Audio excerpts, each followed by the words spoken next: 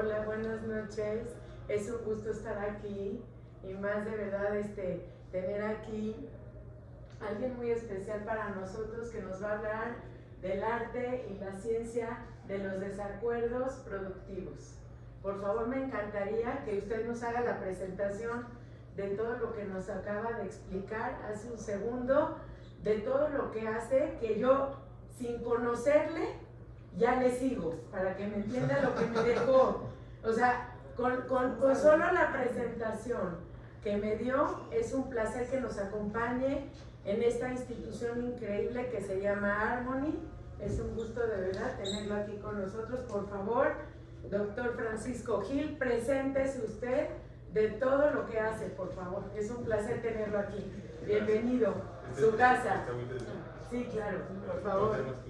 Eddy Chamos. Gracias a usted.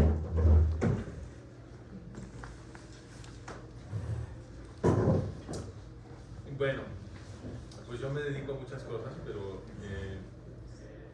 fundamentalmente soy antropólogo. Tengo un doctorado en antropología de la Universidad de California en Los Ángeles, pero también soy psicólogo. Enseñé 7 años en el Departamento de Psicología de la Universidad de Pensilvania y soy historiador. Tengo más de 20 años dedicado al estudio de la historia de Occidente, sobre todo enfocado en la experiencia del pueblo judío y de la influencia del pueblo judío en los procesos políticos occidentales. Y curiosamente terminé empleado en el ITAM, en la Escuela de Negocios, donde estuve enseñando comportamiento organizacional, que es una combinación de antropología y psicología, entonces tiene algo de sentido. Y mientras estuve ahí, me pidieron que enseñara negociación. Y entonces, como yo no sabía nada de negociación, pero les parecía natural que yo lo enseñara, porque yo era el antropólogo y el psicólogo en la Escuela de Negocios, me mandaron a Harvard a aprender negociación. Wow. Entonces, ya vio por qué le pedí que usted hable. Entonces, en Harvard, en la Escuela de Leyes de Harvard, inventaron un método de negociación que se llama la negociación integradora, que tiene un enfoque muy bonito, muy compatible con la civilización judía, que es que tratas de que en la negociación todo el mundo gane. Entonces tratas de ver cómo te puedes poner de acuerdo para que todo el mundo quede contento, o por lo menos no se vaya enojado del proceso de la negociación. Y gran parte del método que descubrieron en Harvard, que lo han seguido investigando a lo largo de los años, ahora hay muchísima ciencia social alrededor de este método. Y gran parte del método es la comunicación. Cómo te comunicas con la persona que está del otro lado de la mesa. Porque dependiendo de cómo le hablas, puedes mejorar o empeorar las posibilidades de llegar a un acuerdo que sea mutuamente benéfico. Entonces hay mucha atención sobre el asunto de la comunicación. Ahora, por razones personales, a mí me empezó fui a Harvard, aprendí el método, regresé al ITAM, lo empecé a enseñar a los estudiantes de la Escuela de Negocios, pero al mismo tiempo por razones personales me empezó a interesar mucho el tema de la comunicación no violenta, y ese lo desarrolló un psicólogo que se llama Marshall Rosenberg.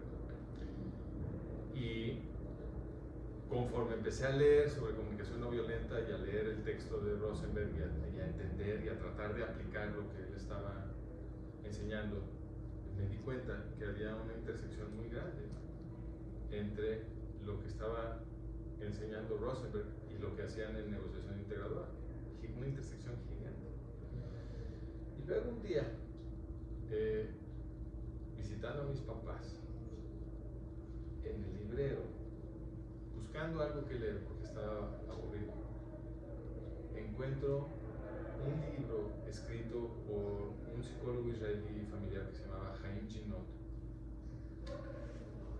que se llama Entre Padres e Hijos, donde Ginot explica cómo comunicarse con los niños y explica una serie de descubrimientos que él había hecho sobre cómo podía uno efectivamente comunicarse con los niños y ayudarlos a que no hagan berrinches y que se tranquilicen y un montón de cosas. Entonces yo veo ese libro, y es un libro que se volvió muy famoso, se vendió como pan caliente en los 60s, que es cuando se publicó, y se ha seguido publique y publique y publique. Millones de personas han leído este libro, porque le ha ayudado a muchos papás a comunicarse con sus hijos. Entonces, cuando yo vi este libro en el librero, dije, qué interesante hacer un poquito de arqueología sobre mi propia educación, porque este era uno de los libros que mis papás leyeron para educarme a mí, para comunicarse conmigo. Entonces dije, qué interesante ver qué consejos le estaban dando a mis papás los expertos de la era de los 60s. Y lo abrí pensando, seguro esto va a estar muy anticuado, no voy a pensar que ya le llovió a todas estas ideas, porque ahora estamos iluminados y hemos avanzado mucho y aprendido mucho. Y para mi gran sorpresa, todo lo que leí me pareció increíblemente sabio, inteligente, sofisticado, y por lo visto, evaluando las ventas del libro de Ginot, no lo han superado, ¿no? Este señor era un perfecto genio. Y al leer Ginot veo que hay una intersección gigantesca entre Ginot y Marshall Rosenberg, que inventó el mecanismo de la comunicación no violenta. Entonces hay una convergencia de 3 líneas de investigación muy importantes, que todas están llegando a las mismas conclusiones. Y les platico toda esta historia porque esto nos da confianza desde el punto de vista científico que estamos aprendiendo algo sobre la comunicación. O sea, si hay 3 grandes líneas de investigación en la ciencia social que más o menos llegaron a las mismas conclusiones sobre cómo nos podemos comunicar en paz, pues entonces probablemente hay algo aquí, hay algo real, que es lo que están descubriendo. ¿Cómo dijo que se llama el libro, perdón? El libro se llama Entre Padres e Hijos. Ahorita te lo voy a poner en pantalla. Ay, gracias. Entonces, esta de hecho no es la presentación que yo les quiero enseñar, la que les quiero enseñar es esta.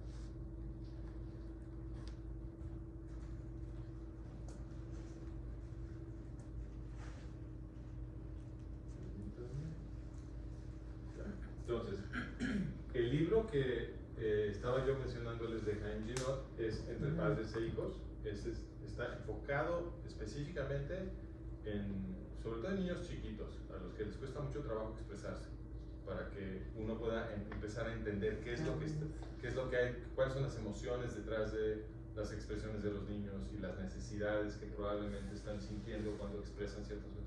Entonces, ese es muy bueno, sobre todo para niños un poco más chicos. La comunicación no violenta. Yo lo tengo, está buenísimo. ¿Perdón? Yo lo tengo. ¿Tú tienes este? Sí, no, el de comunicación no violenta. No violenta. Sí. Bueno, este es el de Marshall Rosenberg. Este sí es para comunicación entre adultos, o entre adolescentes y adultos y entre adultos, ¿no? Pero como les digo, hay una intersección muy grande. Y este de Roger Fisher y William Murray, aunque ahora también, originalmente eran ellos dos, ahora en la última edición también está Bruce Patton.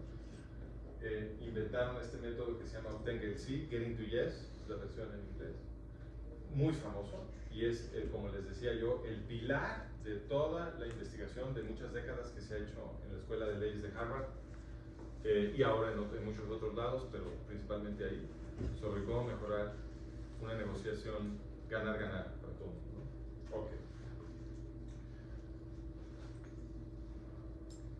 Entonces tenemos estas intersecciones. Chaim Ginot es digamos, el pionero original de lo que llamamos escucha activa, que es lo que los niños más necesitan. Los niños, pero luego vamos a ver que los adultos también. Marshall Rosenberg añade a la escucha activa, la escucha activa es un tema muy grande, ¿no? Parece que estoy diciendo que Ginot hizo muy poco porque nada más puse la escucha activa, pero no, la escucha activa es un tema gigantesco y el gran pionero es Ginot. Marshall Rosenberg añade asuntos que tienen que ver entre adultos de cómo comunicar tus emociones y cómo hacer peticiones, y cómo identificar tus necesidades también y comunicar tus necesidades. ¿sale? Y luego, pero obviamente abarca la escucha activa. La escucha activa es una parte fundamental en la comunicación no violenta. Y luego la negociación integradora toma todo eso, porque como les decía, en la negociación integradora la comunicación es fundamental y es un pedazo enorme de todo lo que se recomienda, pero ellos añaden cosas que ya son muy específicas también para el contexto de una negociación formal o informal. Cosas como el BATNA. El BATNA es, en inglés quiere decir Best Alternative to a Negotiated Agreement. Entonces tu BATNA es fuera de la mesa. ¿Qué es lo que tú puedes obtener fuera de la mesa de negociación? ¿No? Para lo que no necesitas a tu contraparte, ¿no? ¿Qué es lo que tú puedes obtener en el mundo? Ese es tu BATNA. Porque en el momento en que dentro de la negociación veas que vas a obtener algo menos que tu BATNA, pues te vas. Y ya que estás negociando, lo que tú obtienes fuera de la negociación es mejor que lo que te están ofreciendo, vete. Pero muchas veces la gente no tiene claro, no se sienta a decir cuál es mi BATNA, ni averiguarlo, ni hacer una exploración de lo que pueden obtener con otras personas, no con la persona que está negociando, ¿no? Entonces no tienen un BATNA claro, no saben cuál es. Entonces no saben cuándo se tienen que ir, no saben cuál es su límite, y eso los debilita a la hora de negociar, ¿no? Es un concepto muy importante. Explora intereses se refiere a que estés siempre interesado en descubrir cuáles son las razones subyacentes, las necesidades subyacentes, los intereses subyacentes de tu contraparte cuando exige algo, cuando dice yo necesito obtener esto, X o Y. Pregunta ¿por qué? ¿Por qué? ¿Por qué quieres un aumento de salario del 10%? ¿Por qué están exigiendo que cortemos los árboles de nuestra propiedad con los vecinos? ¿Por qué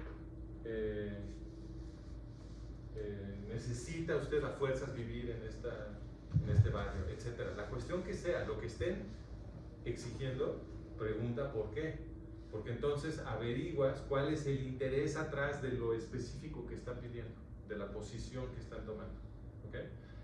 Si averiguas el interés que está atrás, pues en una de esas puedes encontrar una forma de satisfacer el interés de una forma distinta a lo que están pidiendo, pero que lo satisface porque atendiste el interés, que a ti no te cueste tanto y todo el mundo queda contento. Pero eso solamente lo descubres si te interesas en investigar los intereses. ¿Cómo hacer lluvia de ideas con tu contraparte para encontrar soluciones que son creativas, que benefician a los dos, que arreglan el problema de todo el mundo sin costarle demasiado a nadie, ¿no? ¿Cómo haces? ¿Cómo te anclas en criterios objetivos? Porque si no estás anclado en criterios objetivos, todo se vuelve una lucha subjetiva en la que gana el que grita más y entonces alguien acaba oprimido. Si te anclas en criterios objetivos, en los precios de mercado, en el historial de las costumbres, de cómo se han hecho las cosas, en encontrar un tercero, en que los dos confiamos es un buen juez para que decida nuestras disputas, o lo que sea. Los criterios objetivos permiten que la gente no se emocione y no se grite y estén de acuerdo en las cosas que se están decidiendo. Para los criterios objetivos, para aplicarlos, lo que debes de hacer en una negociación es siempre preguntarle a tu contraparte, esto que me estás proponiendo, ¿por qué lo consideras justo? Y que te dé su razón, porque eso los fuerza a invocar criterios objetivos, y si no pueden, entonces tú puedes poner un criterio objetivo sobre la mesa que a ti te conviene.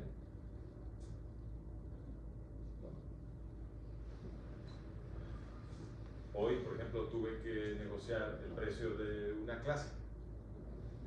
Y entonces, esto no me había sucedido. Todavía yo estoy dando cursos. Y pues me he estado volviendo más caro. Si la gente quiere comprar mi tiempo, porque pues, la gente está viniendo a mis cursos. Y entonces, pues, ir a dar una platiquita por ahí, ya no me conviene tanto como abrir otro curso. Entonces dije, híjole, pues a ver, déjame te calculo lo que cueste una clase, ¿no? Y entonces dije, bueno, pues yo ahorita estoy dando cursos de 5 sesiones, cada sesión es de 2 horas, entonces el total son 10 horas y normalmente tiene mi mínimo son como de 20 alumnos para que funcione y entonces yo termino ganando tanto. Entonces dije, bueno, entonces eso quiere decir que por una clase yo gano X.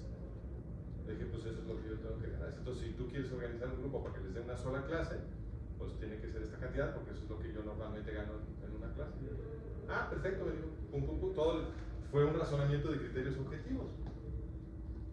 Entonces la gente no se revela a eso es razonable, estás dándole algo tangible, ¿no? La justicia de la cual se puede evaluar. Ok, bueno, pues esto es como el universo de lo que estamos hablando aquí, ¿no?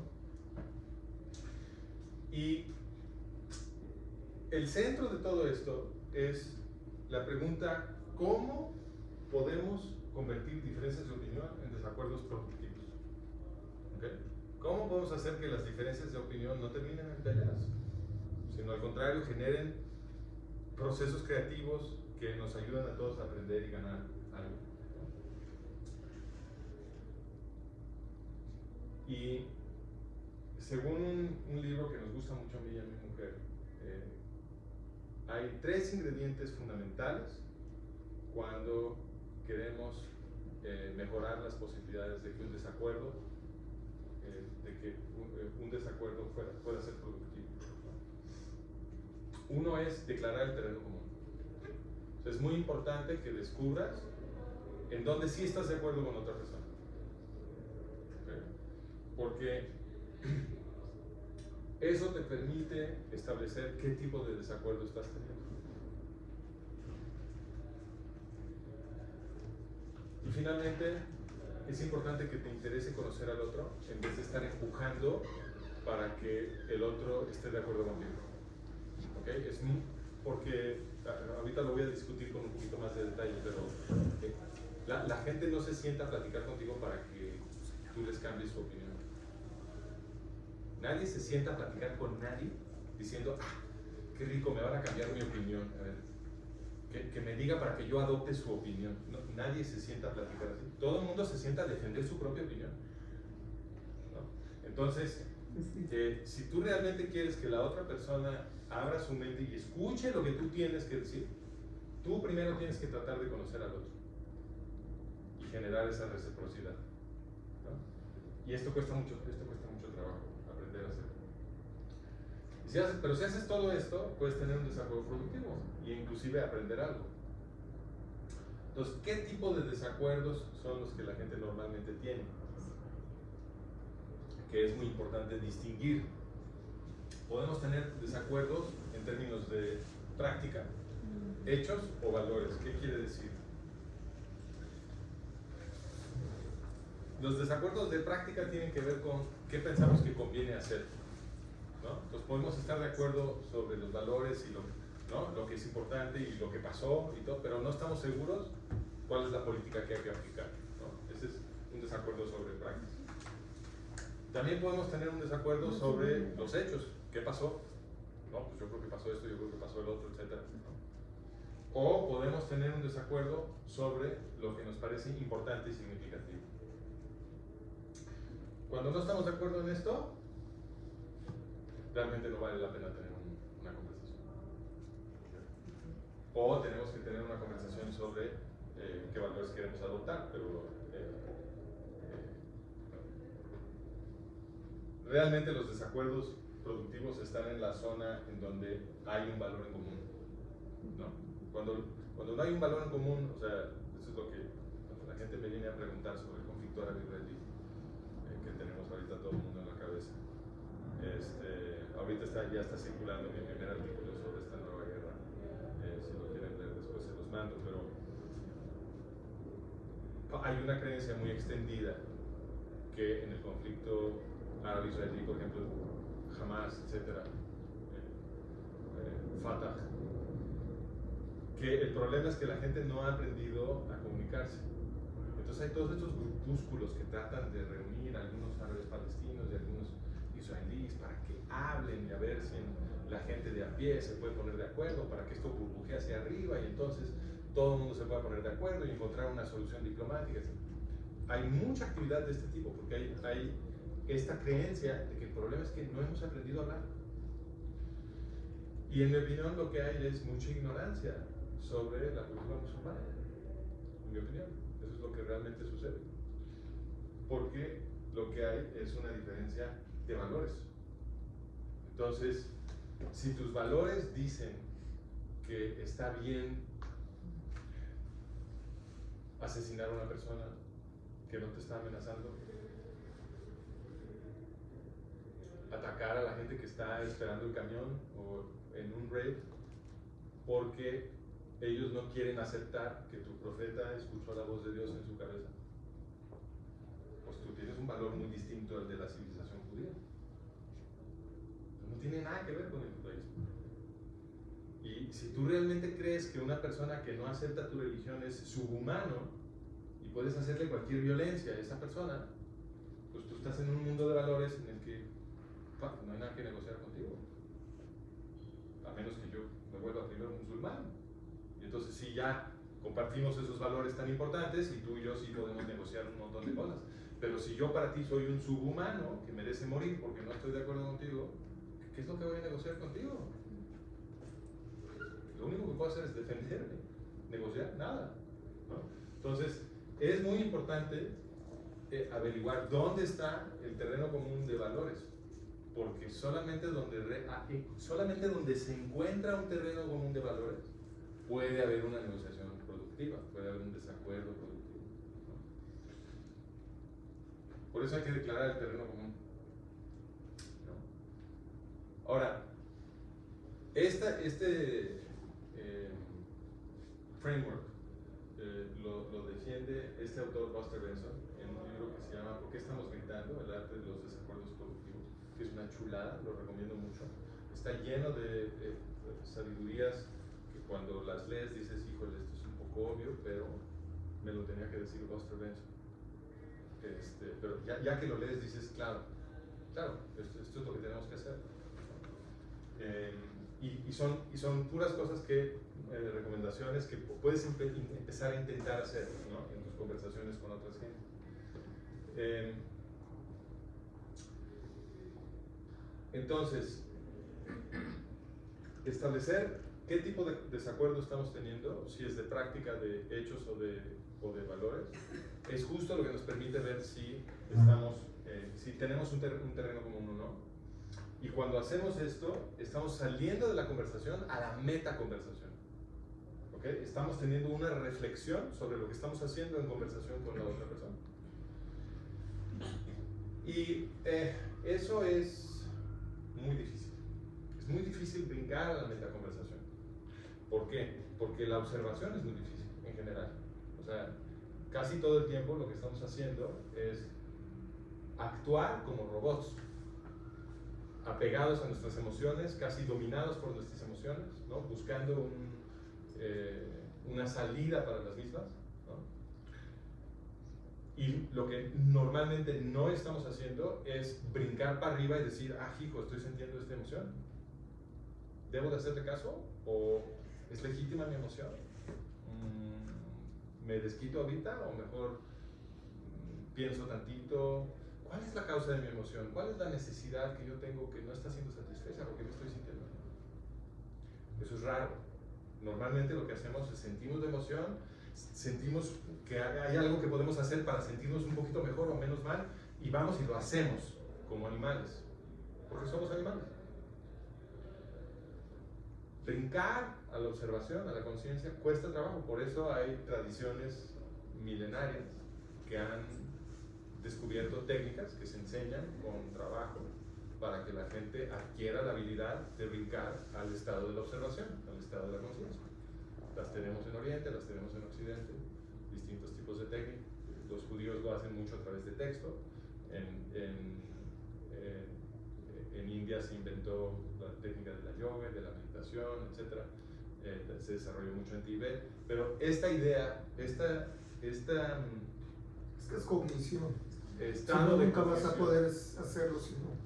Exacto, pero repito, no es fácil brincar a este estado. No, claro. Entonces, cuando estamos enganchados emocionalmente con otra persona porque tenemos un desacuerdo de algo que es muy importante para nosotros, etcétera, como sin duda les está empezando a suceder, porque hay mucha gente que tiene opiniones que pueden resultarnos ofensivas sobre lo que está pasando ahorita en Israel, muchas basadas en una ignorancia profunda de la realidad política y geopolítica de Oriente Medio, ¿no? Entonces, es normal que sintamos una emoción y que nos queramos enganchar, y entonces, a una vez que ya estamos enganchados, brincar a la observación se vuelve casi imposible, casi imposible. Pero ¿qué creen? Si lo logras hacer, en el momento en que brincas a la observación de la conversación, le quitas la mecha a todo. De pronto le dices a la otra persona, oye, ¿qué estamos haciendo? Oye, sí, de verdad, ¿qué estamos haciendo? Tomamos calma. Si vamos a observar, ¿por qué nos estamos gritando? Esa pregunta, oye, ¿por qué nos estamos gritando? Oye, sí, calmémonos. Eso es brincar a la observación, ¿no? Pero cuesta trabajo porque queremos estar aquí, queremos convencer al otro. Nos enganchamos con esta idea de que, deja ver, pienso el argumento que le voy a dar y me va a decir que soy un genio, que tengo razón, que ya lo convencí. Eso nunca pasa. ¿Por qué creemos que la siguiente cosa que se nos va a ocurrir va a transformar la mente de la persona que tenemos enfrente si en nuestra experiencia personal nunca ha sucedido? Eso nunca pasa, ¿no? Entonces, por ahí han escuchado ustedes el dicho muy famoso que se lo atribuyen a Einstein, pero es casi seguro que no lo dijo él, pero ¿cómo va? Cosas diferentes. No, hacer lo mismo una y otra vez y esperar siempre un resultado diferente es la definición de la locura, ¿no? Pues tiene mucha razón el dicho ese, ¿no? Lo haya dicho Einstein o no, es muy sabio, ¿no? Entonces todos estamos locos, ¿vale? Todos estamos locos, porque siempre que nos enganchamos con otra persona en una discusión, creemos realmente que hay una probabilidad de que le vamos a decir algo que nos va a decir, sí, cierto, tienes razón, cuando el otro está igual de enganchado que yo.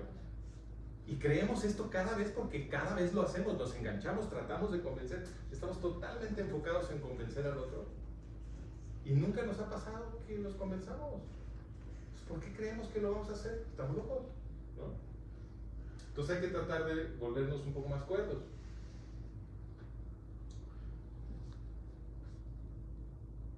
Bueno, aquí ya me adelanté mis slides, pero es el slide de lo que acabo de decir, ¿no? Ahora, ¿por qué la gente es tan difícil de convencer? ¿Por qué se aferra a sus ideas? ¿Por qué se ofende? Porque la gente se ofende. Se siente como una agresión que tú me quieras cambiar mi forma de pensar. Yo tengo una opinión y tú me quieres convencer de que yo estoy equivocado. Eso se siente muy agresivo. Me molesta, me indigna. Todas estas emociones las sentimos cuando estamos enfrascados, ¿no? ¿Y por qué sentimos eso? Porque cambiar mi opinión es socialmente peligroso. Mis opiniones no son simplemente opiniones, son banderas sociales. Entonces, cambiar de opinión, cambiar de bandera social, me puede costar mi comunidad. Porque para ser un miembro in good standing, es decir, un miembro aceptable a los demás en mi comunidad, yo tengo que sostener y publicar ciertas ideas. Esto le pasa a todos los seres humanos. Todos sentimos esta presión, ¿no? Entonces, cuando alguien te está tratando de cambiar tu opinión, aunque sea inconscientemente, te estás preocupando de las consecuencias sociales que podría tener que esta persona te convenza.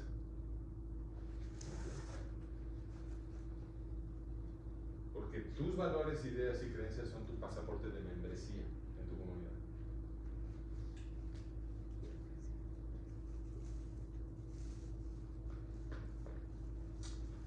Entonces, la preocupación es que si yo cambio mi manera de pensar, pudiera yo estar autoexpulsando de mi tribu. ¿Okay? De todo este grupo que necesita para aceptarme, que yo piense ciertas cosas. Entonces, la opinión contraria ofende, y más aún el intento de convencerme. Por lo tanto, no voy a cambiar de opinión bajo presión. Y entre más me grites, entre más me insistas que yo estoy equivocado, más duro me voy a defender. inevitablemente. ¿Cómo me vas a ablandar? Pues no insistiendo. El chiste es dejar de insistir, desapegarte de tu meta de convencer al otro. Te tiene que valer. Acéptalo, no lo vas a convencer. A lo que puedes aspirar es a sembrar una duda. Eso sí, puedes aspirar a sembrar una duda, pero eso ¿cómo se hace? Como la otra persona solamente va a cambiar de opinión si se siente en libertad, si siente que no lo presionaron, porque ya hay una presión. Entonces, lo que tenemos que hacer es tratar de conocer al otro. No tratar de convencerlo. Sí, lo quieres convencer, pero no lo trates de convencer. Trata de conocerlo. ¿Okay? ¿Cómo realmente piensa? ¿Qué hay detrás de lo que piensa? En una de esas te convence a ti. Conoce al otro. ¿Y eso cómo lo haces? Esto es lo que hace cualquier pedagogo. ¿Okay? Cualquier pedagogo tiene que tratar de entender la mente de la persona a la que le está queriendo enseñar. Enseñar y cambiar de opinión son procesos similares, ¿no? Enseñar y discutir son procesos similares. ¿Quieres discutir mejor? ¿Quieres tener un mejor chance de que otra persona entienda lo que tú estás queriendo comunicar?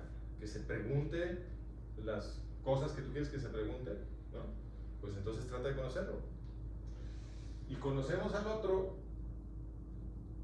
con escucha activa. Entonces, el principio de toda la comunicación que nos lleva a los círculos de refuerzo de paz y nos aleja de los círculos de refuerzo de violencia es que nos comprometamos a escuchar. Súper difícil, porque lo que queremos hacer es expresarnos. ¿Cierto? Todos tenemos cosas importantes que decir, nuestras opiniones son muy valiosas, las tenemos súper bien pensadas, tenemos unos argumentos a favor súper chidos y queremos que otros los oigan. ¿No? Por eso para los profes en clase es un peligro darle el micrófono a cualquier alumno, porque se avientan unos discursos de 1 hora, man. ¿Y a qué horas regresas a dar clase? ¿No? Todo el mundo se quiere expresar. ¿No? Es natural. Los antropólogos descubrimos esto cuando vamos a campo, porque los antropólogos nos dedicamos a entrevistar gente. Entonces tú vas al campo, ¿no? Y estás en una comunidad extranjera y te imaginas primero que esto va a ser difícil. Eso es muy fácil. Todo el mundo quiere hablar. Todo el mundo quiere hablar de sí mismo y de su cultura y de su país. Y todo el mundo quiere que alguien los escuche. ¿No? Lo que es bien difícil es escuchar. Y esto requiere hacer preguntas en vez de afirmaciones. Pues no le puedes estar diciendo a la otra persona lo que tú estás seguro que es cierto. Lo que tienes que hacer es hacerle una pregunta. Entonces alguien te dice, por ejemplo, regresando al contexto que ahora nos preocupa, alguien te dice algo que parece implicar o que dice explícitamente que los israelíes que fueron asesinados en sus casas y en la parada de camión se lo merecían, que porque Israel supuestamente oprime a los pobres palestinos, jamás, etc. Algún argumento de ese tipo. Y te va a doler, lo vas a sentir. Pero en vez de afirmar algo, porque cualquier cosa que tú afirmes, una persona que piensa así no lo va a oír. ¿Para qué le afirmas? Mejor pregúntale. Oye, entonces, si te entiendo bien, y esto que estoy haciendo es parafraseo, es una técnica fundamental de la escucha activa, es que agarras lo que dijo la otra persona y lo pones en tus propias palabras y lo regresas. Y al regresarlo, le demuestras a la otra persona que la has escuchado. Y la otra persona siente así, rico, porque nunca nadie ha sido escuchado. Entonces, cuando tú le demuestras a la persona con la que estás hablando que escuchaste lo que dijo tan bien que lo puedes poner en tus propias palabras y regresárselo, la otra persona inmediatamente siente una deuda emocional contigo. Ay, qué rico platicar con esta persona. Y cambia su disposición. Por eso es tan poderosa la escucha activa. Entonces tú, en vez de decirle a esta persona, no, pero es que estás mal porque tú no entiendes que tú, y empiezas a acusar, las acusaciones, las etiquetas, los diagnósticos. Estas son los tropezones canónicos de la comunicación violenta. Ahí empieza la comunicación violenta, porque nadie quiere ser juzgado, ni criticado, ni etiquetado, ni diagnosticado. Nadie. Entonces, en el momento que tú haces eso, la otra persona ya se está defendiendo, ya nadie se está escuchando, ya se acabó todo. Lo único que sigue son gritos y luego quizá algo peor. Entonces, mejor pregunta. Entonces, esta persona te dice, sí, es que se lo merecen, porque mira nada más cómo tratan a los pobres palestinos. Y entonces tú le dices, déjame entender lo que estás diciendo. Entonces, dices que se lo merecen, entonces te estás refiriendo a la abuelita que estaba empujando su carrito de súper en la calle. ¿Ella merecía que la balacearan en la calle? O, perdón, los bebés en el kibutz que les cortaron sus cabezas. Si te entendí bien, estás diciendo, no, espérame, no.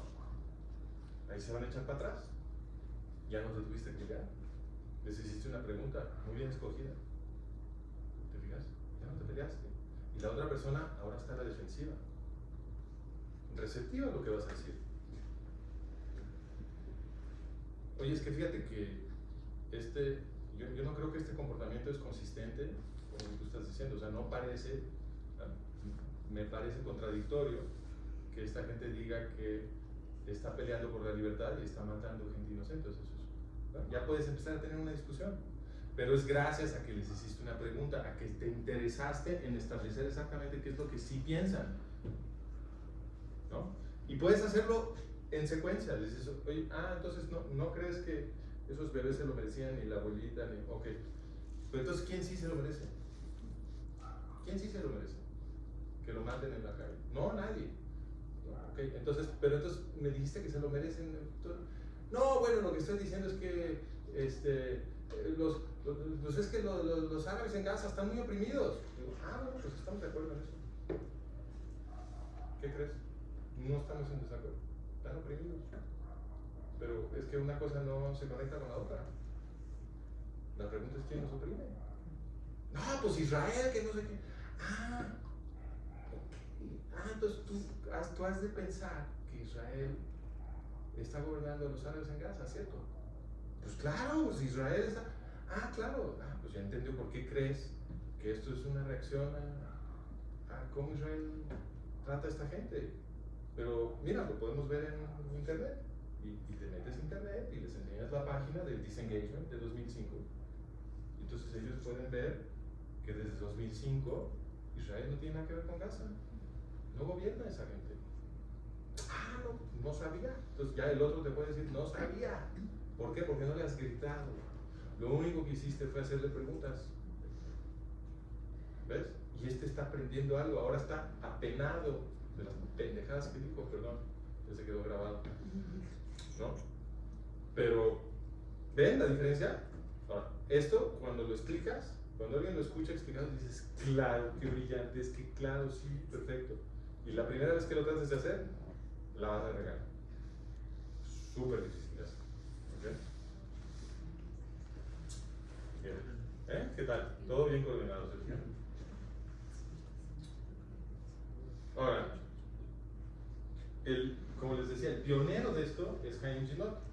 Por supuesto, un producto de la civilización judía. Pero aquí no hay ninguna coincidencia.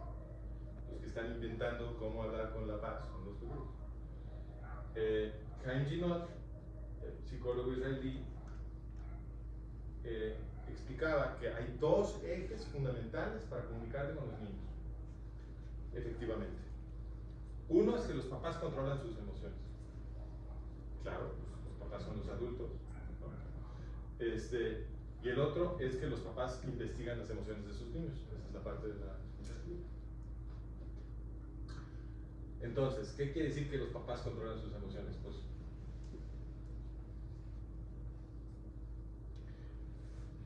estas imágenes ya son anticuadas, porque en ciertos sectores de la población occidental ya está súper pasado de moda esto de ponerse a darle nalgadas a los niños cuando se portan mal, ¿no?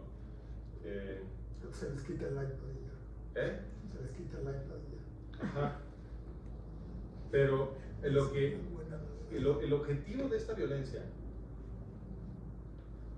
que antes era tan común que iba mucho más allá en muchos casos de una nalgada.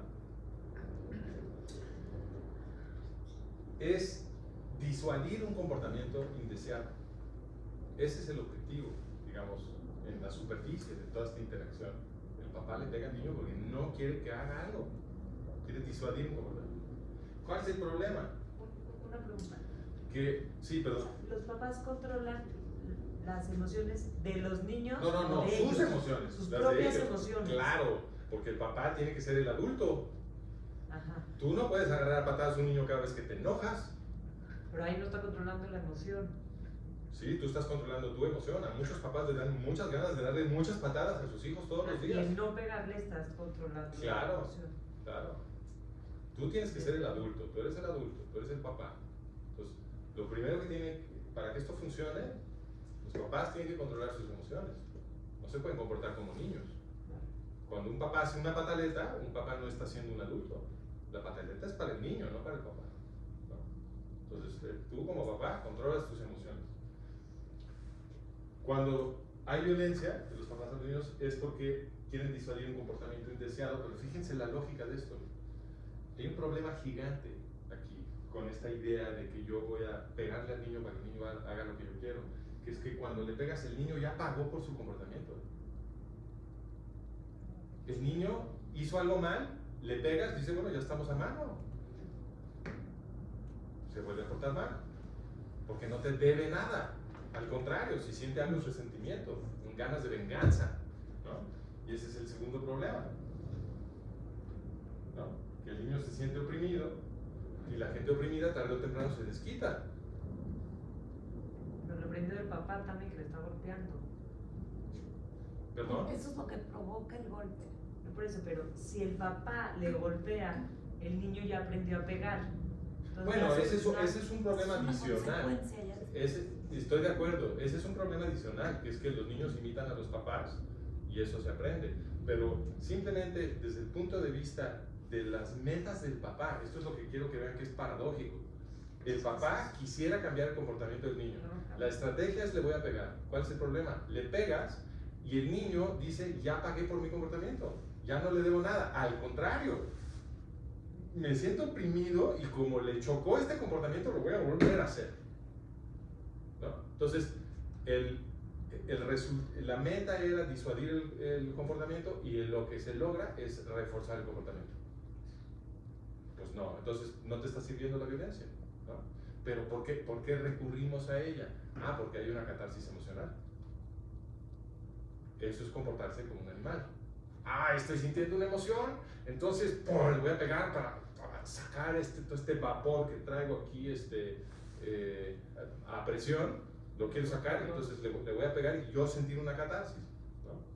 Por eso lo hacemos, pero la teoría que luego nos contamos de por qué lo hacemos, que quiero cambiar el comportamiento del niño, esa no es muy buena, porque tiene este problema.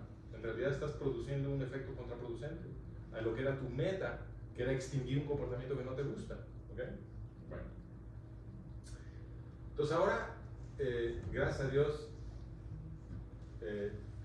esto ha pasado de moda. Había mucha más violencia de este tipo antes, por lo menos en las clases medias, de la que hay ahora. Ya la nalgada es ilegal en 60 países, ¿no? Es una evidencia del cambio cultural. Pero la violencia también es verbal, y eso ahí sigue, ¿no? Y se hace mucho daño con violencia verbal. No es cierto que la violencia verbal no hace daño, como dice el dicho ese de inglés de sticks and stones can hurt my bones, but words will never hurt me. No, words can hurt you, ¿no? Y te pueden dejar cicatrices. Entonces, para la violencia verbal aplican las mismas lecciones. Si tú atacas con violencia verbal a un niño y lo humillas y lo haces sentirse oprimido y asustado, el niño siente que ya pagó por su error. Y tienes el mismo problema que con la violencia física. ¿Salud? Cuando despidan a un empleado, o cuando quieres cambiar el comportamiento de un empleado, por ejemplo, hablando de interacciones entre adultos, y te estaba robando, te estaba haciendo algo muy serio, y lo que tú quisieras es no correrlo, sino ayudarlo a transformarse, ¿no? Lo peor que puedes hacer es humillarlo. Si él se sienta ahí y tú lo humillas por lo que hizo, va a sentir que ya pagó, y la gente que se siente humillada adquiere un resentimiento feroz. Es horrible que te humillen, es lo peor que te pueden hacer. Entonces esa persona se va a vengar. Totalmente contraproducente. Si lo que tú quieres es que esta persona se transforme, lo que quieres es producir la sensación de que esta persona te debe a ti. Esa persona debe de salir agradecida del encuentro contigo, de lo compasivo que fuiste. Entonces tienes que dejar claro lo serio que fue la falta, ¿no? Lo grave que fue, y sin embargo que le vas a dar una segunda oportunidad, etc. Entonces tienes que ser firme pero sin humillar, etc. Es una línea difícil, pero lo que definitivamente no quieres hacer es humillarlo, no si lo quieres transformar. ¿Okay? El segundo es, los papás investigan. ¿No crees un poco en el juego de manipulación? Es cierto que la comunicación no violenta a veces parece manipulación, es verdad, porque la manipulación no violenta es estratégica. Entonces, yo lo resumo así. Si resumieras toda la comunicación no violenta digamos, en una cápsula de 2 principios, sería: no le digas al otro nada que no está listo para escuchar, y siempre di la verdad. Eso serían nunca digas mentiras, ¿no? Entonces, es muy estratégico, es verdad, pero no estás tratando de hacerle daño al otro, por lo tanto no es manipulación, estás tratando de comunicarte con el otro. Ahora, eso requiere una estrategia, y en ese sentido se parece a la manipulación, pero no es, porque no se trata de lastimar al otro ni de decirle mentiras, ¿sabes? Ok, entonces el segundo eje es: los papás investigan las emociones de sus niños. Y esto es lo que llamamos escucha activa. Y lo que estás haciendo, como decíamos, es que le estás demostrando al niño que estás interesado en lo que siente. ¿Y por qué? Y los niños se mueren de ganas que alguien investigue lo que siente. Porque, para empezar, todo es nuevo para los niños, hay muchas cosas que no entienden. Un montón de cosas son frustrantes porque son esclavos y a nadie le gusta ser esclavo, y pues, se empiezan a dar cuenta, cuando ya empiezan a pensar un poquito más, que se van a pasar muchos años como esclavos de sus papás, ¿no? Y pues uno lucha contra eso, uno quiere tomar sus propias decisiones y hacer lo que uno quiere, y no se puede, ¿no? Y eso es muy frustrante, ¿no? Entonces tienen muchas emociones muy fuertes, su vida interna es tumultuosa, y se mueren de ganas que alguien investigue sus emociones y los vea, quieren sentirse vistos, ¿no? Nosotros también, ahorita vamos a hablar de eso, los adultos también somos niños, pero es muy importante, una diferencia muy importante entre los niños y los adultos es que los niños tienen unas habilidades verbales muy pobres. Les cuesta mucho trabajo expresarse y decir qué les está pasando, ¿no? Y conectar con las causas, etc., ¿no? Entonces, esto funciona, como decíamos, porque el niño necesita ver que su experiencia interior le importa a sus papás, sobre todo. Y lo perciben como, Haim Ginott lo llama una caricia cognitiva, ¿no? Que es un poco lo que yo les estaba diciendo antes: cuando tú tomas lo que alguien más dijo y se lo regresas con tus propias palabras, sienten así súper rico porque alguien nos escuchó, ¿no? Esto es lo que siente el niño cuando el papá va a investigar su emoción, su vida interna, ¿no? Dice: ay, qué rico que alguien me está tratando de entender. Y esto produce reciprocidad, que eso es lo que realmente quieres como papá. Lo que quieres como papá es la cooperación de tu niño en el proceso de socializarlo. Si tienes que estar luchando todo el tiempo, híjole, vas a acabar agotado todos los días y además con ganas de asesinar a tu niño, ¿no? Lo que tú quisieras es que tu niño cooperara lo más posible con el proceso de irlo socializando, y irlo educando, dotándolo de herramientas, etcétera, que al final es lo que estás tratando de hacer. Entonces, cuando el niño siente una emoción y tú lo investigas, esto produce la reciprocidad que te permite iniciar esos procesos de cooperación. Y entonces ya que les diste la caricia cognitiva, con esa reciprocidad que estimulas, el niño ya puede escuchar y negociar contigo en paz cualquier cosa que tú quieras negociar con ellos. Porque todas las interacciones con los niños prácticamente son negociaciones, ¿no?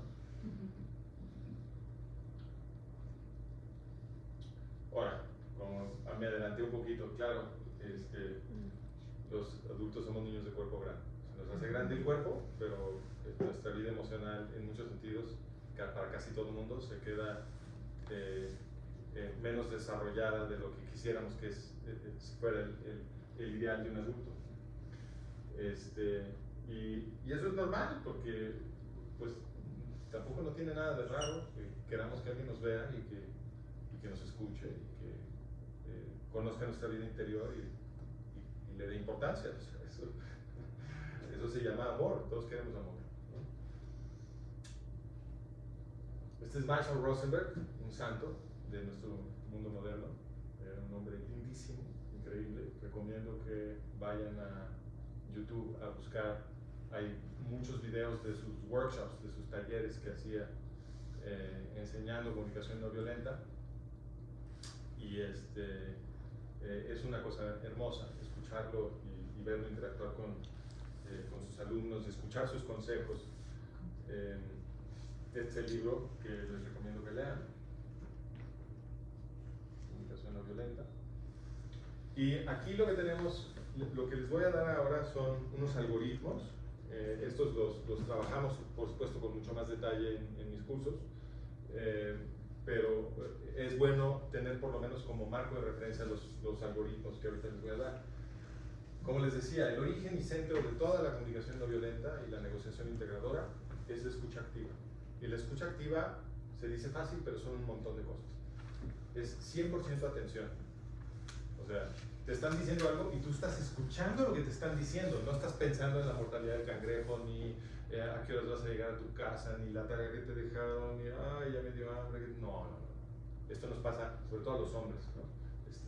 Las novias y las esposas se desesperan mucho con nosotros porque nos están diciendo un montón de cosas y nosotros estamos haciendo como que escuchamos y ya nos fuimos al partido y a lo que me dijo mi amigo José y dije, a ver, ¿a qué horas?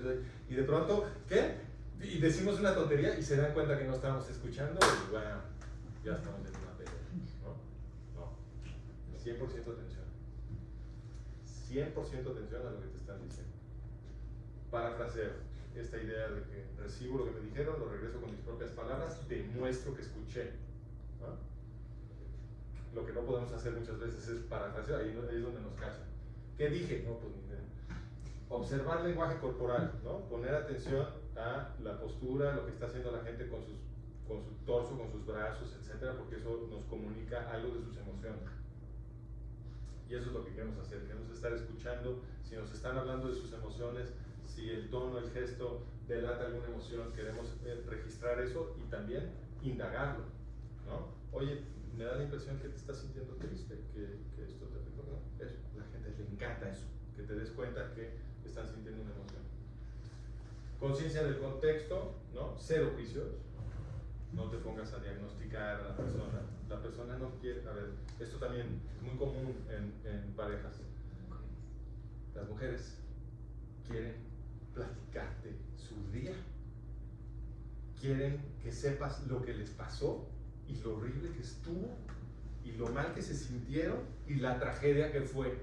Y no que les compongas ni más. No tienes que elaborar un plan para solucionar el problema del jefe que no entendió y cómo le vas a decir y que nada, no les interesa. Lo único que querían es que escucharas y que dijeras, ¿en serio? No manches, pero qué tremendo, no. ¡Uf! Ya, eso es todo lo que tenías que hacer, ¿no? Pero el instinto del varón es la solución. Lo que me están pidiendo es una solución ingenieril, ¿cómo la diseñamos? Primer paso, tenemos que... No, a nadie le interesa eso.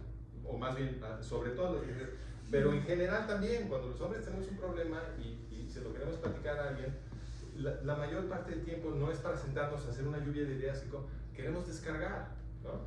Entonces, es muy importante que no nos pongamos a diagnosticar, ni a recomendar, ni nada, cero juicios, nada más escuchar. Y asegurar que estamos escuchando, ¿okay? No interrumpir. Uf, qué trabajo nos cuesta, sobre todo en esta comunidad. ¡Wow! Yo estoy asombrado de que no me hayan interrumpido desde que empecé, realmente asombrado, ¿no?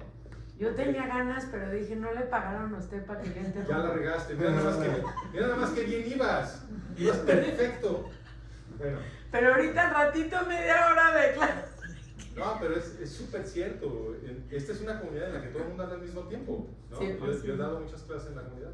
Entonces, esta nos cuesta trabajo, Yo en este sentido soy muy judío, no soy judío de nacimiento, pero sí de personalidad.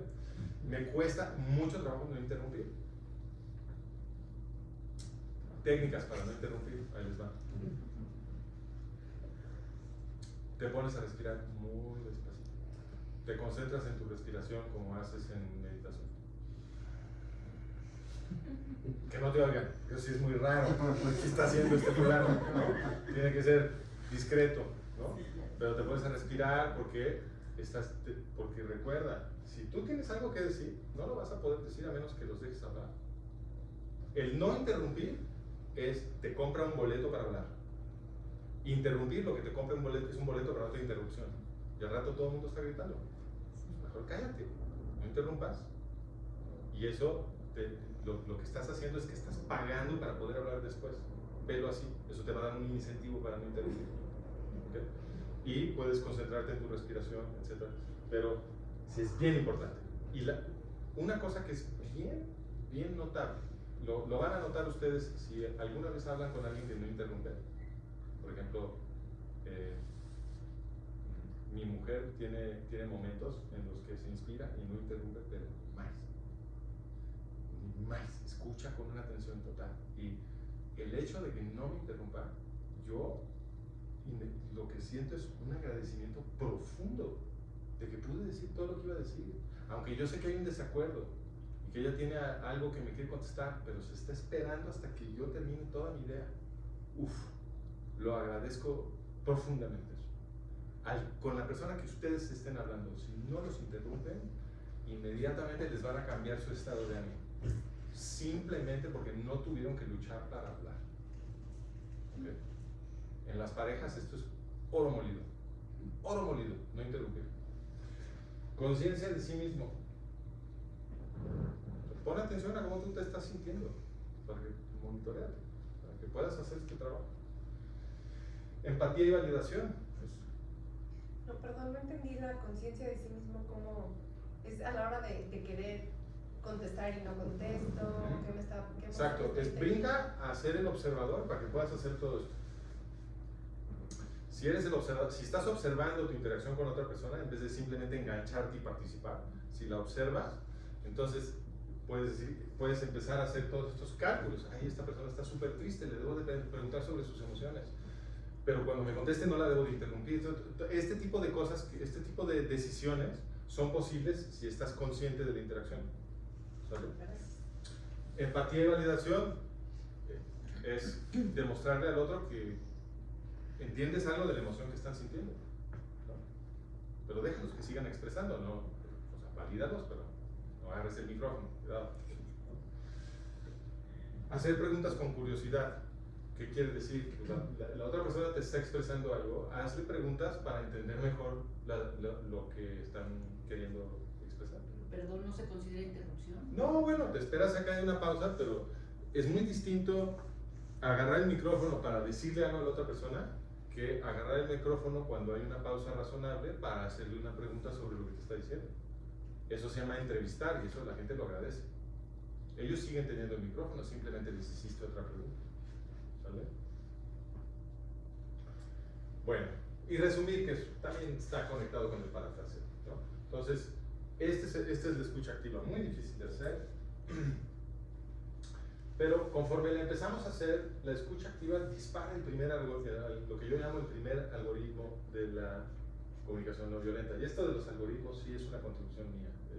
Me parece que es una forma muy es mnemónica y también como muy práctica para ayudarnos a aplicarlo. ¿Qué es el primer algoritmo? Bueno, empiezas con la escucha activa, que es para descubrir lo que, como diría Marshall Rosenberg, lo que está vivo en el otro. Él siempre hablaba así. ¿Qué es lo que está vivo en el otro? Entonces, escucha al otro, sé sincero, le devuelves lo que oíste, ese es el segundo paso del algoritmo, ¿no? Entonces, si lo quieren como un acordeón, ¿no? Para que no tengan que estar acordándose de todo, no, ¿cuál es el acordeón? Primero escucho, ya me dijo algo, ahora, segundo paso, lo devuelvo con mis propias palabras, para demostrar que escuché, la otra persona se va a sentir súper rico, me lo van a agradecer, ¿no? Todo eso se logra con el parafraseo. Luego pregunto, ¿qué necesitas? Esto es sobre todo en el contexto de algún conflicto. ¿Okay?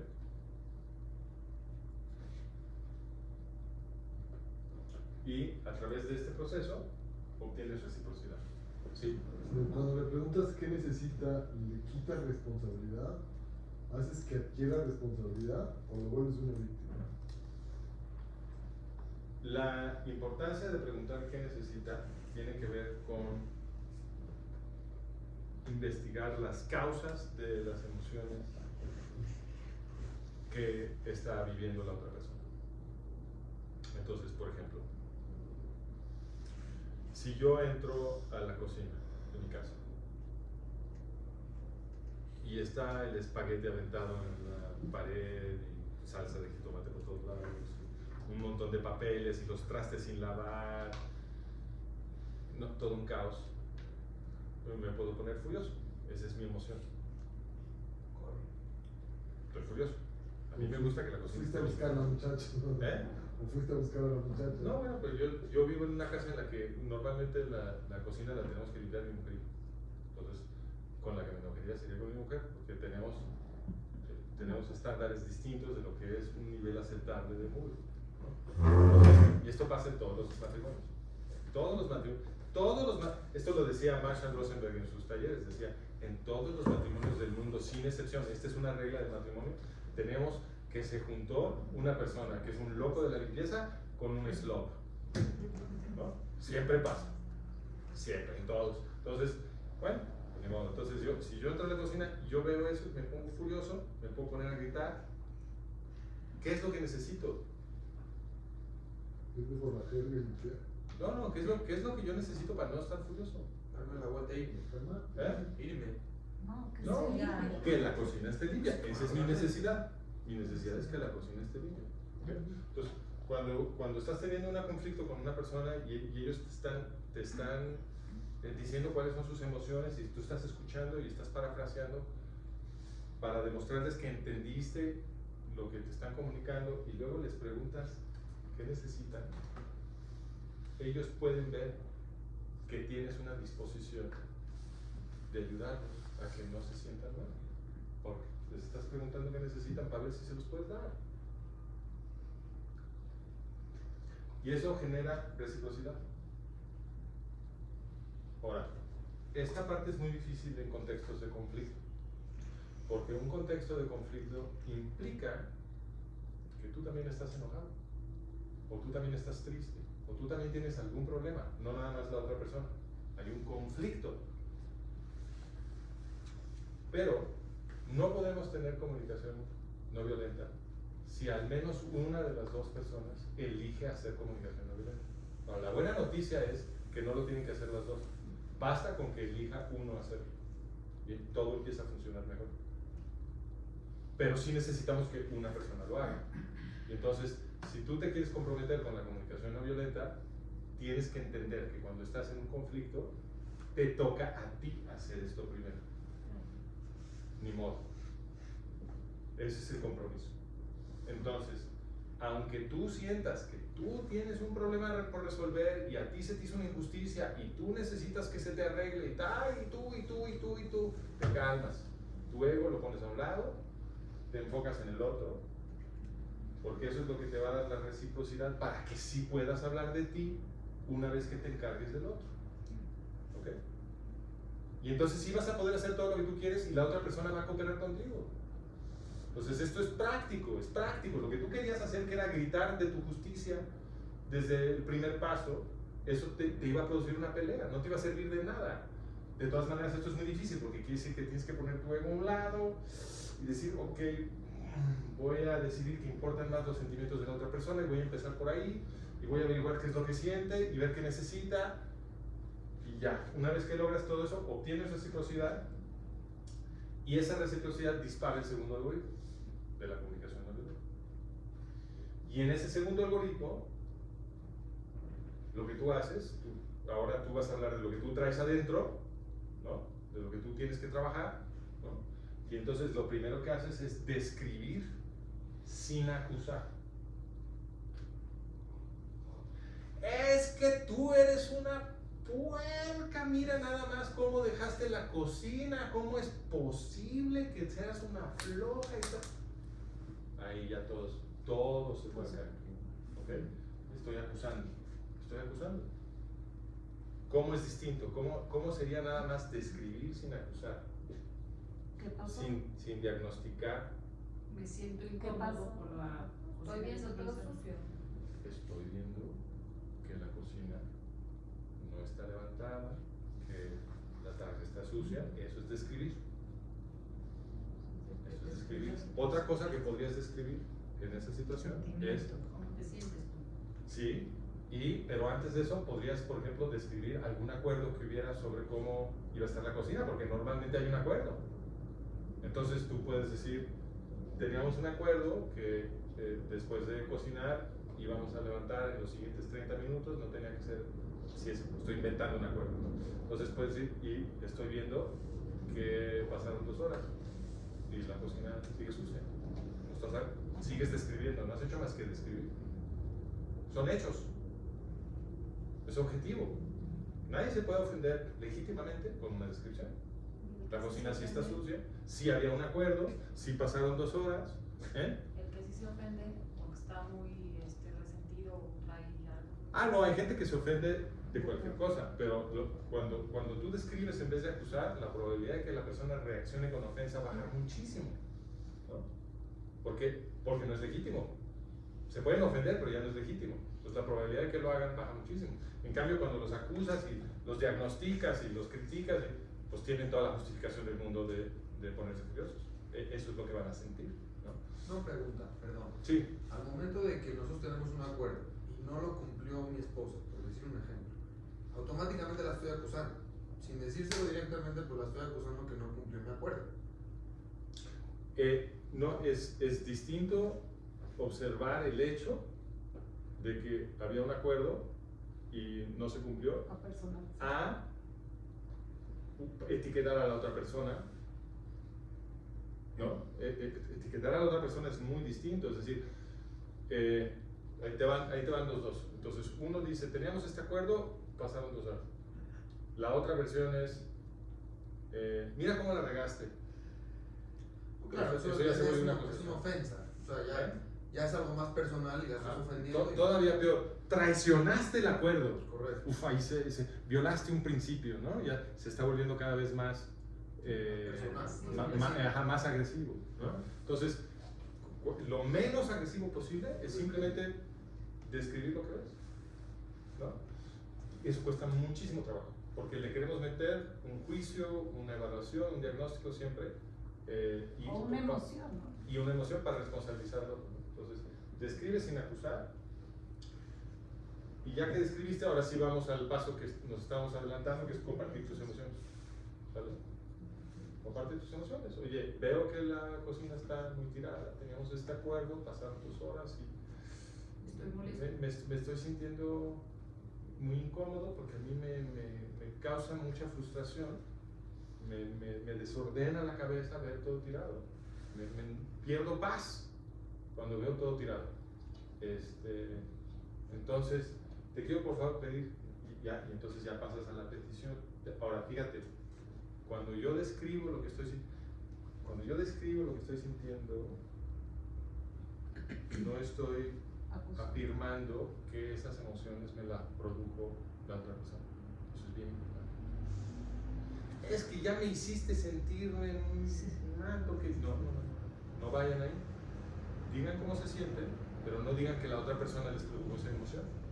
Porque las emociones de uno, dice Marshall Rosenberg, son responsabilidad de uno. Y el mismo estímulo puede producir emociones bien distintas en distintas personas. Entonces no es el estímulo el que produce la emoción, es cómo la persona interpreta el estímulo. Entonces, el mismo estímulo puede ser muy chistoso para una persona y muy ofensivo para otra. ¿Es el estímulo? No, es la interpretación. ¿Ok? El estímulo está por algo, obviamente. No es que el estímulo no importe, pero el estímulo no determina la respuesta, ese es el punto. Pero el que te venga a decir, Tati, a la cocina, pues tú ya lo sabes, ya la viste, a lo mejor te ocupaste, no pudiste recogerla, te sentías mal, cualquier otra cosa, ¿no? O sea, el que te venga a restregar que está tirada, pues eso también provoca la discusión. La molestia. Hay una La cosa. molestia, Muy claro. bien, sí, O sea, porque sí, no es que no lo viste, o sea, es La obvio. la tú pregunta también es lo sabes. si está restregando o no. Entonces, restregar tiene la connotación justamente De acusar. de ir a acusar, de ir a reclamar, etc. Pero si tú vas y simplemente describes, dices, oye, ¿te acuerdas que teníamos el acuerdo? Estoy viendo que pasaron 2 horas y está muy tirada la cocina. Pero es que tú ya lo viste, es obvio, tú ya Es viste que informativo. estaba tirada, entonces el que te lo diga, pues... Ah, no, bueno, pero es que te tienes que comunicar. Entonces la pregunta es, ¿vas a describir o vas a acusar? Y la recomendación es, describe. Y algunas cosas que vas a describir no son necesariamente obvias, por ejemplo, tus emociones. Tus emociones nadie las puede saber hasta que no las describas. ¿No? Sí. ¿Acá? Ah. Pero también ya vienes de una escucha activa. O sea, Sí. ya habló tu esposa, ya te... Ah, no, esto Esa es como que la segunda parte después Perdón, de eso. agarré un ejemplo que no empataba con toda esta dinámica que tienes razón. Entonces, vamos a imaginar algo distinto. Entonces, imagínate que fue un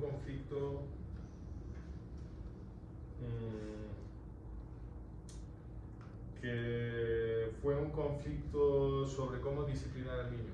Y entonces se pelearon sobre, hay una diferencia de opinión muy fuerte sobre cuál era la política correcta, ¿no? Y entonces los dos están muy enojados, papá y mamá, los dos están muy enojados. Y entonces tú sientes que ella te trató de una forma que no estaba bien y ella también siente que tú hiciste algo que no está bien. Y entonces los dos sienten que se tienen que hablar, están muy enojados. Ambos sienten que a mí me maltrataron, ¿no? Entonces, en esa situación, primero escuchaste lo que tenía que decir la otra persona, obtuviste tu reciprocidad, ¿no? Y ahora sí, tú, ya que la otra persona ya dijo lo que siente y lo que necesita, y tú le dices, bueno, pues yo puedo tratar de hacer X y Y para que no te sientas así, La otra persona está sintiendo mucha reciprocidad, ¿no? Oye, qué bien me trataste, qué verdad. Y entonces tú dices, ahora yo te quiero decir cómo me siento yo. Pues claro, dime. Claro, ¿no? Ya te quieren escuchar, claro, ya te encargaste de ellos. Entonces ahora sí ya empiezas a escribir sin acusar con qué es lo que tú ves como un problema, compartes tus emociones, ¿no? Y explicas tus necesidades. Esta parte es súper importante. ¿Por qué? Porque cuando tú explicas tus necesidades, tú le estás comunicando al otro que tú te responsabilizas de tus emociones. Entonces, si yo le digo a la otra persona, es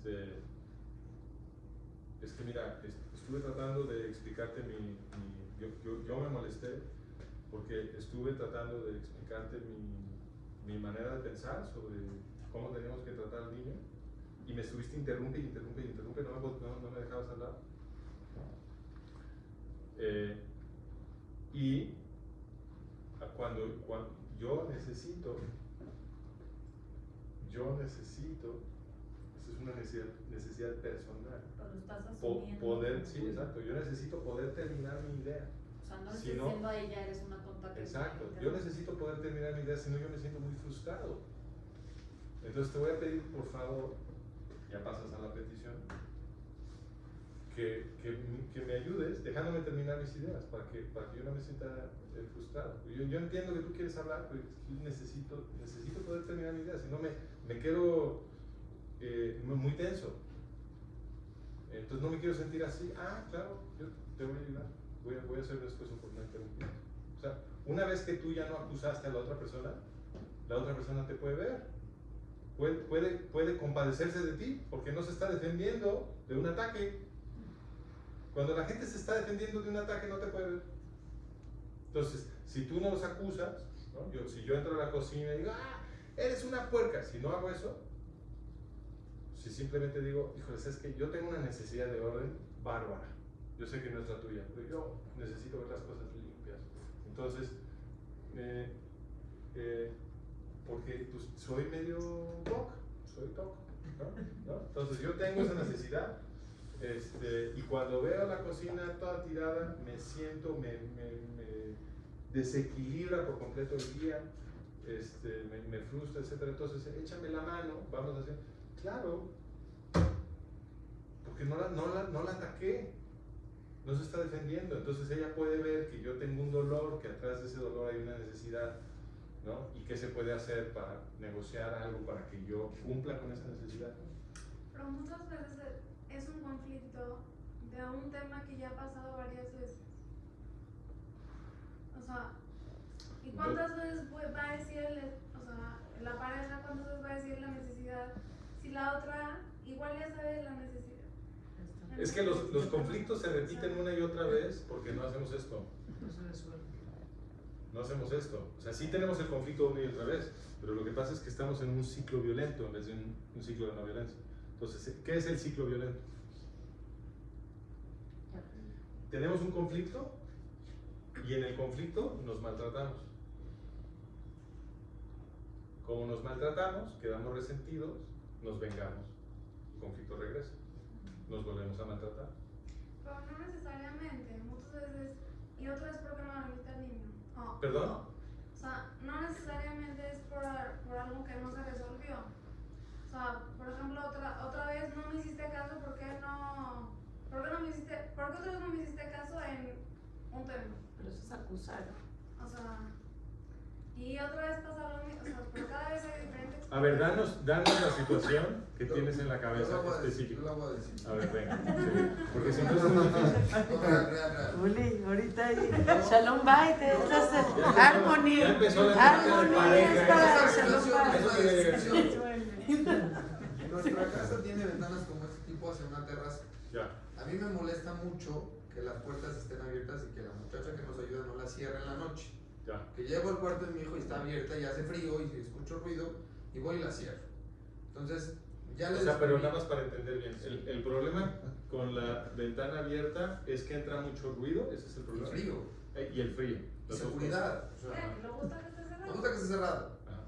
Entonces, ya le he descrito hacia ella, oye, no está cerrada la puerta, ¿le puedes por favor pedir a la muchacha que la cierre? Sí. En un par de ocasiones, no voy a decir, 2 ocasiones ya sucedió. Sí. La tercera se lo vuelvo a decir. Lo que ella está comentando es que al final ella ya sabe Ya sé cuál es la necesidad. O sea, mi ya sé qué necesidad. le gusta. Entonces, si se la vuelvo a decir, aunque sea como una descripción, ella lo va a sentir como una acusación hacia ella porque ya lo sabe. O sea, es repetitivo en ciertos casos, aunque no haya sido una acusación, simplemente una descripción. Y muchas veces diferente explicación. O sea, a lo mejor hoy estaba haciendo la limpieza y justo yo cuando estaba haciendo la limpieza y todo bien. O al otro día, pues, yo qué sé, no sé. Para él es importante. Sí, Bueno, pero no me parece que este sea, qué interesante, no me parece que este sea un problema de comunicación, como tú bien dices. Entonces, tú ya sabes cuál es la necesidad, estás de acuerdo con la petición, que es cerrar la ventana, solamente que no lo haces. Entonces, sé más buena onda. Cierra la ventana. Porque hoy justo yo. Ya, luego me pasas el... Gracias. Por favor. Pero en fin, ¿sí me entienden? No es un problema de comunicación ahí.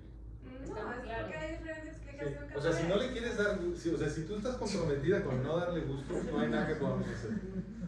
O sea, si no te comprometes a hacer la petición. Sí, nunca lo No, pero la petición sí la hizo No, y es sí que hizo la explicó. petición. Ella, o sea, No, responder la incluir el petición. acuerdo. O sea, digamos que haces el acuerdo con tu esposa. Ah, claro, tenemos exacto. que limpiar la cocina 20 minutos máximo después de que. Sí. Acuerdo, mano, órale, no. Sí. A mí me vale 3 pepitas y la tita. Sí, el acuerdo, sí, exacto. Yo Sí, no lo ¿no? voy a dejar. Exacto. Ahí ya Exacto. no sirve de nada todo el algoritmo. Pues no, porque estás con una persona que no quiere negociar contigo. No hay Cuando dos. tiene que haber una voluntad, o sea, esto funciona cuando la otra persona tiene una intersección suficiente contigo para negociar. Y por ejemplo, cuando. Por eso les di el ejemplo de Jamás. Jamás no quiere negociar nada. La meta de Hamas es la destrucción del Estado de Israel. Por lo tanto, es absurdo sentarse a negociar con Hamas. Lo único que vas a lograr es que te arranquen la mano y luego un brazo y luego todo el cuerpo, porque no están realmente negociando, ¿no? Entonces, esto funciona cuando la otra persona y tú, los dos quisieran llevarse bien, excepto que no tienen las herramientas técnicas para hacerlo todavía. Y aquí te las enseñamos, ¿no? Entonces, la gente que se quiere llevar bien y le está costando trabajo porque tienen una mala tecnología social, bueno, pues la aprendes y entonces ya te puedes llevar. Pero sí necesitamos esa voluntad, sí es un requisito básico. Pero si es de los dos también, o sea, también él puede cerrar un día. No, yo no creo que aquí el problema sea. No por el tema por ese tema, o sea, puede uno tener toda la iniciativa, como dijiste, primero uno tiene que decir, pero al final los dos tienen que estar combinados en sí querer tener un buen resultado, o sea... Claro, las técnicas de Marshall Rosenberg funcionan para gente que tiene una disposición básica de tratar de comunicarse. Ahora, ¿eso puede suceder entre enemigos? Sí. O sea, Marshall Rosenberg logró que tribus que se habían estado matando en Nigeria se sentaran a hablar, a negociar. Él logró eso. Entonces, yo no estoy diciendo que enemigos nunca pueden beneficiar. Sí, lo pueden hacer, pero primero tienen que decidir que quieren escuchar a Marshall Rosenberg como mínimo, ¿no? Tiene que haber una disposición mínima de cambiar algo. Y bueno, y una vez que asimilamos la comunicación no violenta, eso nos permite disparar el tercer algoritmo, que es la negociación integradora. ¿Okay? Y en la negociación integradora aplicas CNV para comunicarte con tu contraparte todo el tiempo.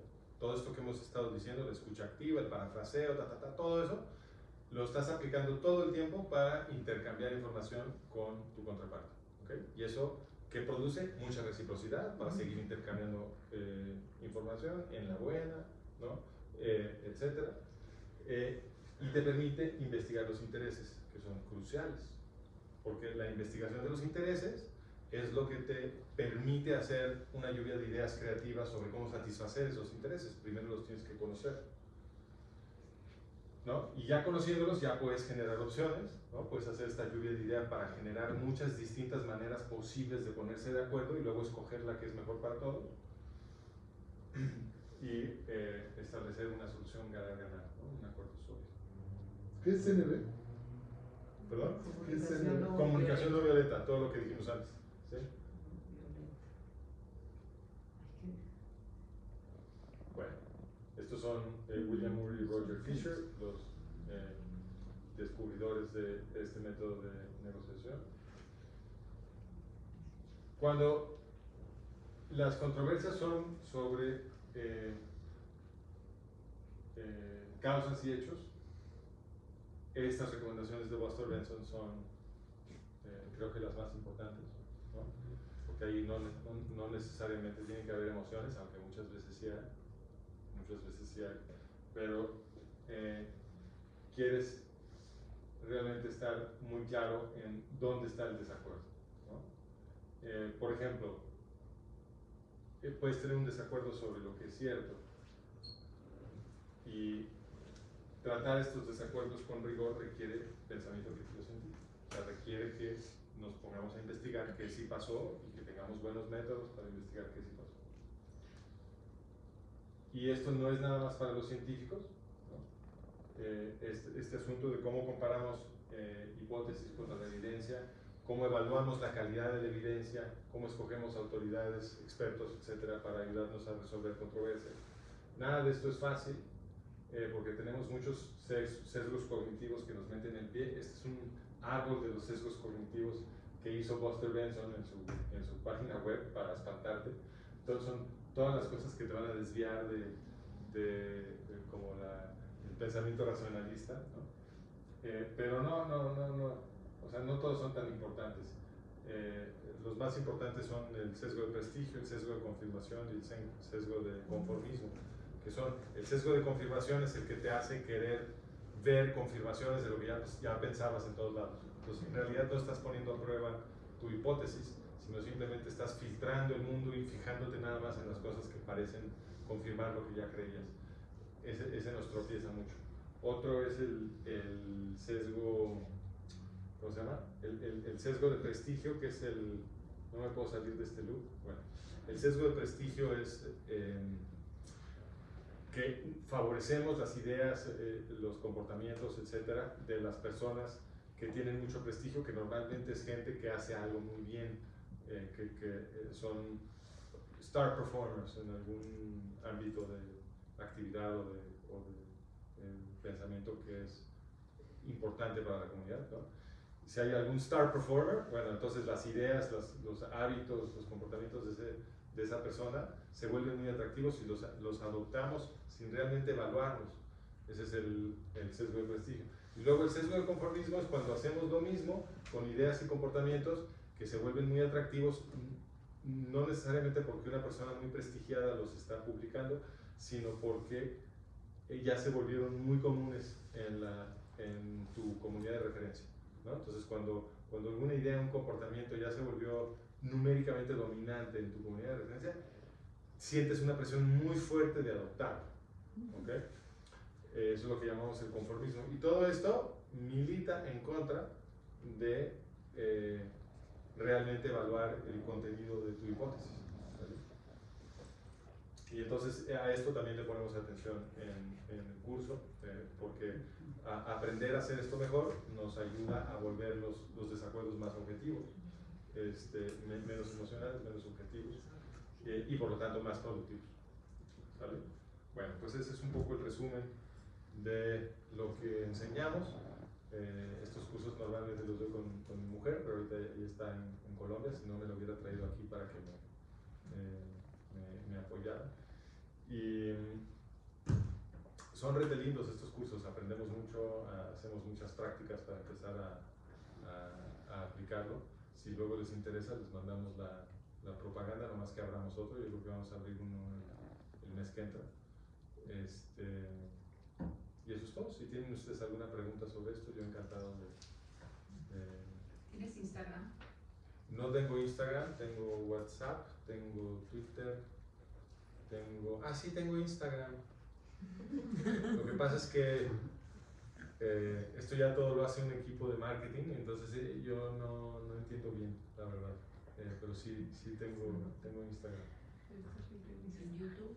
Decías hace rato YouTube. Tengo YouTube, tengo Instagram, Facebook, WhatsApp. ¿Se llama? Así. Se llama The Management of Reality. More. The Management of Reality. Eso te va a llevar a una de dos cosas: a mi website, donde anuncio los cursos, o a mi Substack. Substack es una plataforma para escritores, y en el Substack tengo los artículos. Y para los que estén muy interesados en el asunto de Israel, publiqué hoy en mi Substack un artículo sobre lo que está pasando, sobre justamente uno de los puntos que comentamos hoy, que es cuál es la ideología de Hamás, las metas de Hamás, porque sin conocerlas es absurdo hacer afirmaciones sobre las causas, que es lo que está pasando mucho en los medios, en las redes sociales y en privado, ¿no? La gente se pone a decir lo que se supone que es la causa de lo que está pasando y no tiene ni idea qué es Hamás, cuál es la ideología de Hamás, etc. Entonces en mi artículo me esmero en dejar eso claro, dejando que Hamás hable por sí mismo. Cito la constitución de Hamás, donde explican cuáles son su manera de ver el mundo y sus metas, etc. ¿Cómo lo obtuviste esa constitución? Eso es muy fácil, todo está en internet. Hay una página y de hecho el hecho de que sea tan fácil revela la hipocresía y la maldad realmente de la gente que trabaja en los medios, porque en 2 segundos encuentras la constitución de Hamás. Si estás interesado en conocer qué es Hamás, o sea, qué están haciendo estos periodistas que no están leyendo la constitución de Hamás, que hablan de Hamás como si estuvieran en otro planeta, ¿no? Entonces, sí, es importante si me hacen el favor de compartirlo, se los voy a agradecer, porque es importante que la gente conozca esta información. Pues mándenlo. Se los mando. Ya lo tiene Sara, de hecho. Sí, ya lo tienen. Bueno, ¿ya no hay más preguntas? Los cursos son como